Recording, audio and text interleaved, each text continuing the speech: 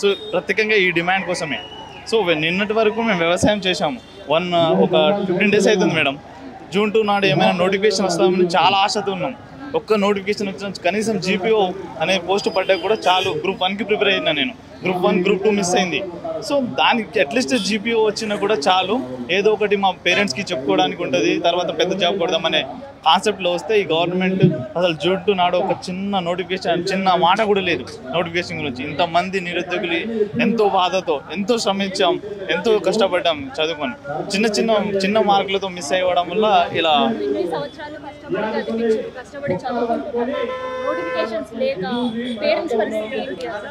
ఇప్పుడు అదే కదా మేడం. నిన్న 15 రోజులు అవుతుంది నేను వాళ్ళ ఇంటికి వెళ్ళిన కూడా సరిగ్గా ముఖం చుక్కు పెట్టలేకపోతున్నా.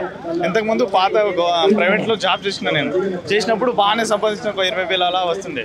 సో రిజైన్ చేసి ఎప్పుడైతే టీఆర్ఎస్ గవర్నమెంట్ ఇచ్చిందో అప్పుడు నేను రిజైన్ చేసి వచ్చేసిన. నోటిఫికేషన్ ఉంది చదువుదామని.